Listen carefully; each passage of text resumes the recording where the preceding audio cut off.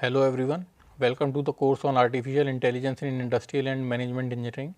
We are talking about line balancing in the product layout designing process and cycle time restrictions in an assembly line states that the maximum time allowed per workstation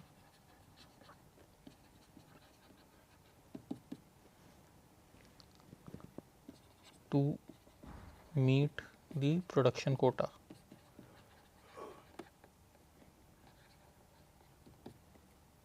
So, this restriction is based on the fundamental principle that our resources are scarce, right. So, we cannot allow infinite amount of time for the production to continue to develop a particular product. So, that is why we are talking about the maximum time that can be allowed per workstation, so that all the processes gets completed on that workstation to balance the complete assembly line. So, the desired cycle time is the total production time available on a workstation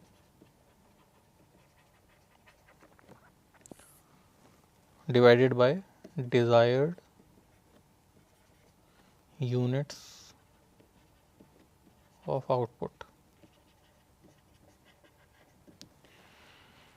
So, let us say if a company wants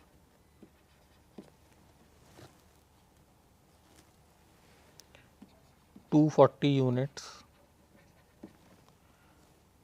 in 8 hours, right.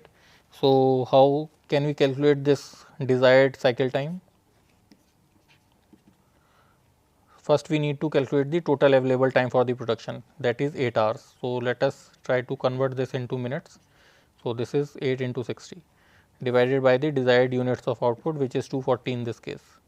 So, this is 480 divided by 240 and this rounds to 2, right. So, this is the 2 minutes. So, our desired cycle time for balancing this line is 2 minutes. That means, every 2 minutes a new item should leave the assembly line, right. Otherwise, you will not match your total production units that you need to produce. So, we can also take a different example. Let us say we have 3 workstations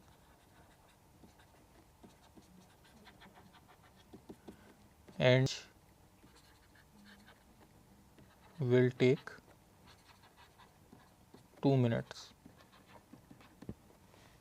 in the same example. So, we need to define 2 terminologies. The first is flow time and the second is the cycle time. So, in this system, let us say we have 3 workstations. So, at each workstation, if we are assuming that our assembly line is balanced, then what we are stating is that each workstation is utilizing only 2 minutes. So, the total time for a single product in the system will be 2 minutes on the first workstation, then 2 minutes on the second, then 2 minutes on the third. So, the total time is 6 minutes. Okay. And how we are calculating this? We are assuming that each item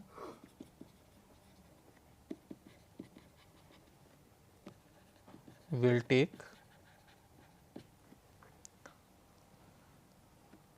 equal time at each workstation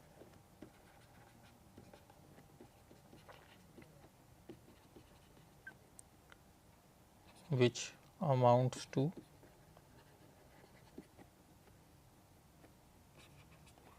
total time the item stays on the line, but the cycle time is different. So, cycle time is the maximum of each time that the item is staying on a particular workstation. Here, since here we are assuming it is 2, so it is the maximum of these three time units, which is 2 minutes. So, let us say out of these 3 workstations, the middle one has become a bottleneck for the complete system. A bottleneck, what it means to be a bottleneck workstation is that the time that the item is devoting at that workstation is higher than 2 minutes. So, what happens is a queue will start developing at that single workstation. So, then your cycle time will be different. So, if the time at each workstation is, let us say 2, 4 and 3, then the bottleneck workstation will decide the cycle time of your system. So, the cycle time will be 4 minutes in that case. Okay. So, this is the cycle time. Now, there are two kinds of cycle time. The first is desired cycle time, which we have already calculated in the last lecture. This is desired cycle time. It is denoted by CD, and an actual cycle time.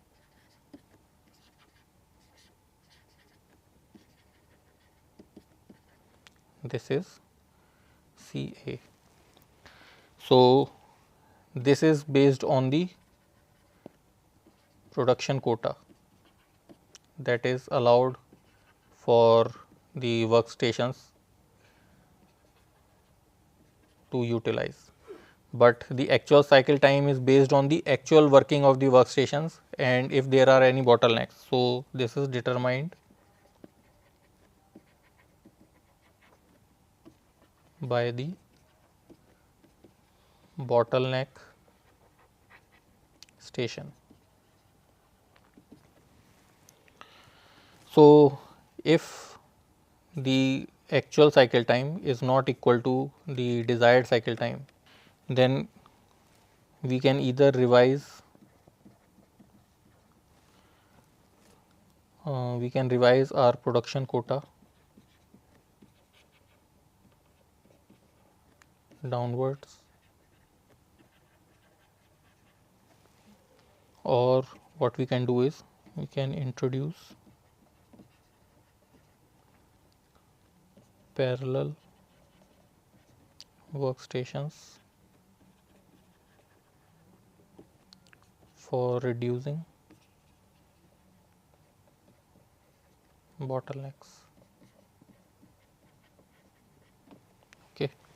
So, now let us talk about the broad steps of performing the line balancing process, right. So, the first step is we draw and label the precedence diagram.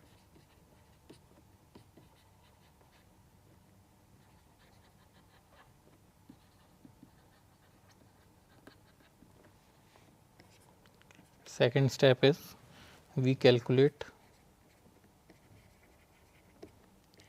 the desired cycle time.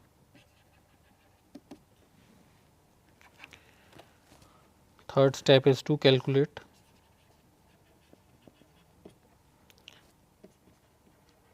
theoretical minimum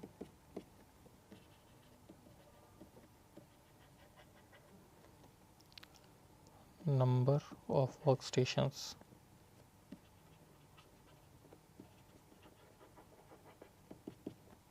Denoted by n. Then we group our elements, our work elements into our workstations.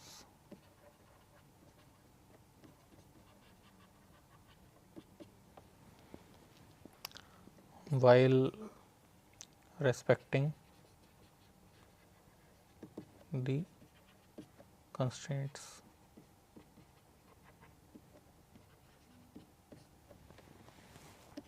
Fifth step is to calculate the efficiency of line.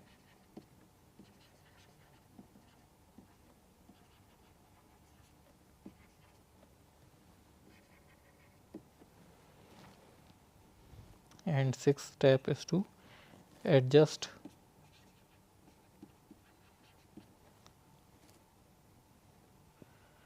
the workstations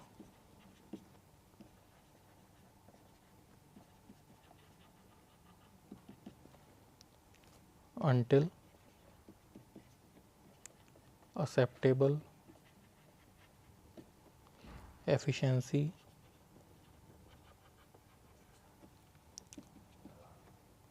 is achieved. So these are the 6 broad steps that if followed will balance our complete assembly line, right. So we are talking about the efficiency of the line and the minimum number of workstations. So there are two different formulas for these two entities. So the efficiency is denoted by sigma I equals to 1 to j summation of Ti divided by NCA, and the number of minimum workstations can be calculated by I is equal to 1 to j Ti divided by Ct. So what are the constituent notations for these two formulas are here. T of I denotes the completion time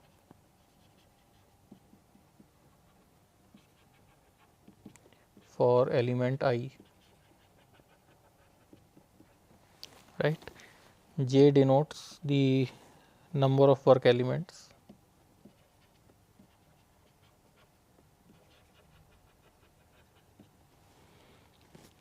N is the actual number of workstations,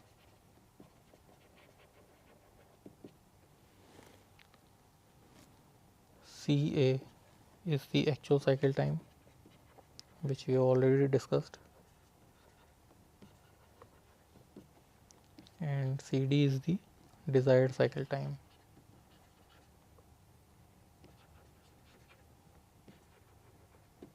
So now let us understand the complete process of line balancing with an example, right. So here we have a company, Sugar Strips, that they are making a mixture of dried fruits, food coloring, preservatives and glucose. The mixture is pressed out into a thin sheet, imprinted with various shapes, rolled and packaged. So these are different operations that they are performing, and we have here the details of the precedence, right, and the time requirements for each step that they are performing.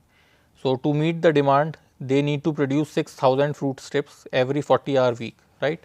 So we need to design an assembly line with the fewest numbers of workstations that will achieve the production quota by considering the precedence constraints that are here. So based on the information provided in this table, there are 4 operations. First is the press out sheet of fruit, then cut into strips, outline fun shapes, and D is the roll up and package.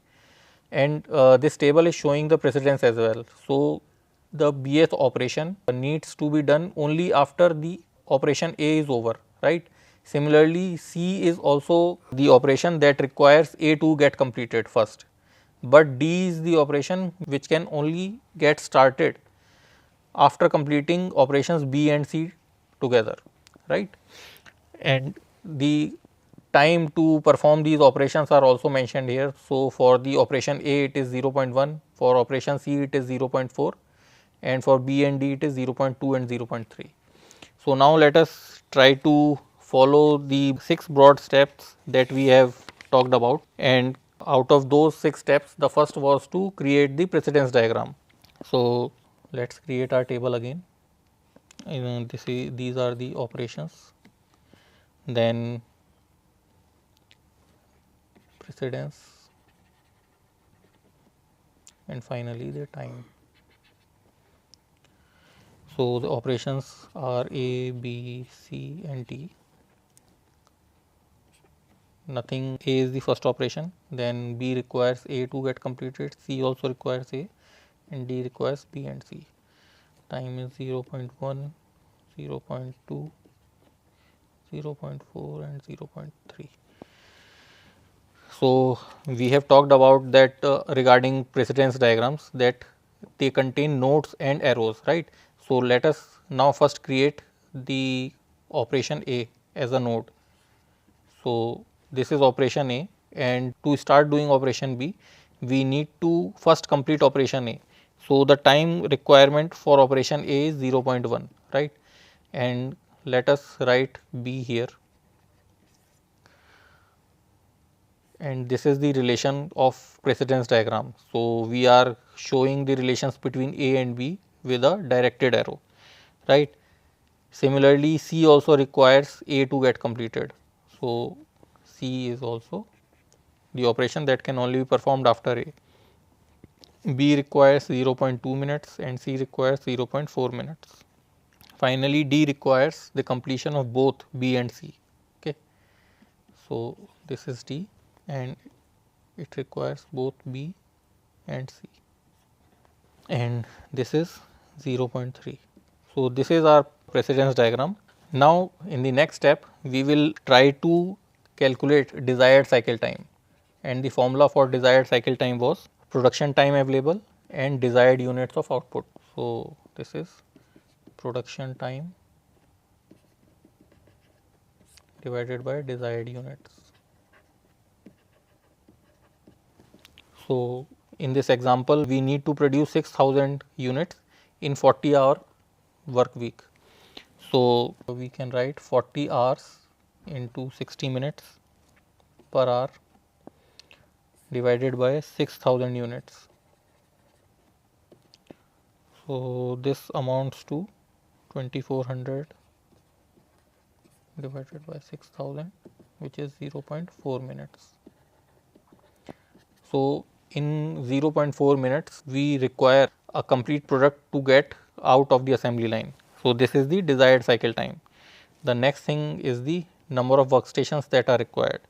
So to calculate that, we first let us get back again to the formula.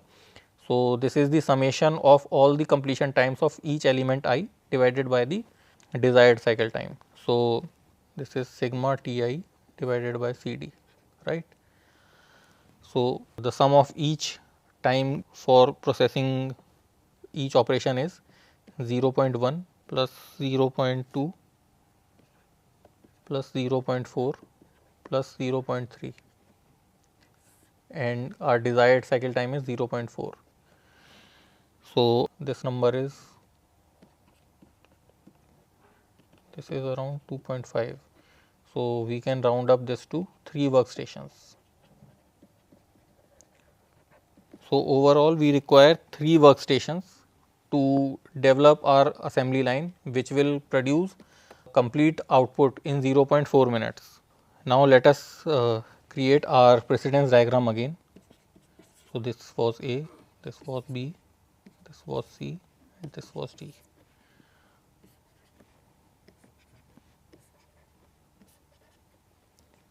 This is 0.1, this is 0.2, this is 0.4, and this is 0.3.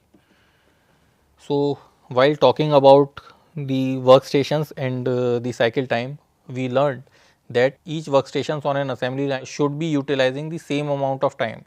So while balancing the line, we need to create that kind of workstations where the total time that are required or coupled in a particular workstation is equal to the other workstations, so that the cycle time gets reduced. So our desired cycle time is 0.4 minutes. So whatever grouping we are trying to do between these 4 workstations, it should, the total amount of time that is required by a particular workstation should remain less than 0.4 minute, right.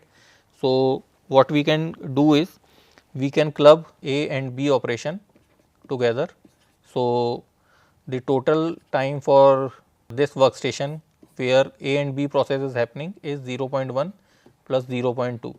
So this is less than 0.4, which is acceptable for us, right. Now the operation C itself requires 0.4 minutes. So, what we can suggest is we will assign a single workstation without clubbing this operation C with any other operation. Now, we have divided the whole 4 processes into 2 workstations. The first workstation includes A and B, and the second workstation includes C only, right. The third workstation could be D, which requires 0.3. This is the only left operation that has no workstation yet. So, all in all, in this iteration of this line balancing, we are suggesting 3 workstations, and each workstation is having less than the desired cycle time for each workstation. So, the desired cycle time for each workstation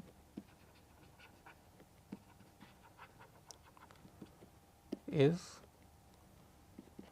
less than or equal to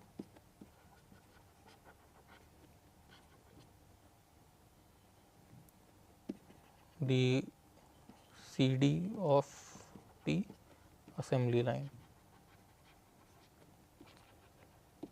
So, the assembly line will look something like A comma B in a single workstation, then C in another workstation, then D.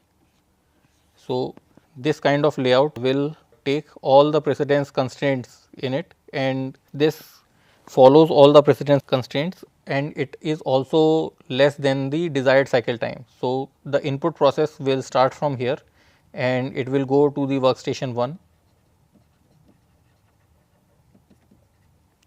then it will move towards another workstation, workstation 2, and finally to the workstation 3.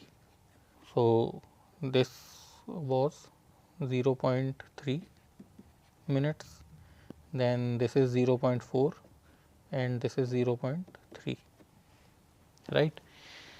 So, the total flow time of a particular item in this assembly line is 0.3 plus 0.4 plus 0.3, which is 1 minute,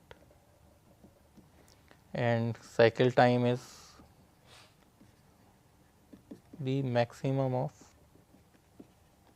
0.3, 0.4 and 0.3 individual times that are required at each workstation, and this is 0.4, which is equal to the desired cycle time that we calculated. This is the ideal cycle time based on the production quota requirement.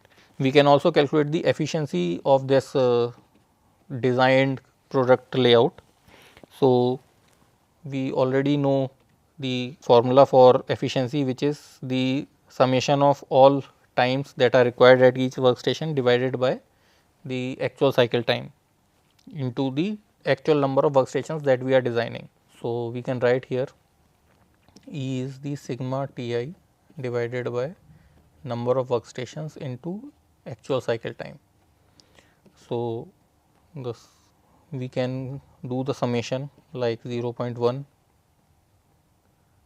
0.2, 0.4 plus 0.3 for individual time that are required for the processing of each stage, divided by the number of workstation, which is 3 in this case, into actual cycle time, which is 0.4, right. So, this is 1.0 divided by 1.2, which amounts to 0.83, or this is the 83% efficiency, right. So, this is a toy problem which evaluates to a balanced line in a single iteration, but usually in real world these type of cases requires multiple iterations for getting a balanced assembly line.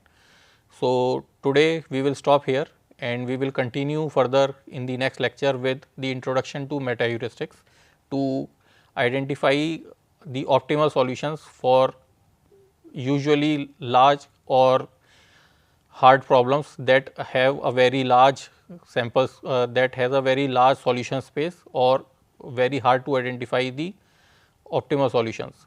Thank you.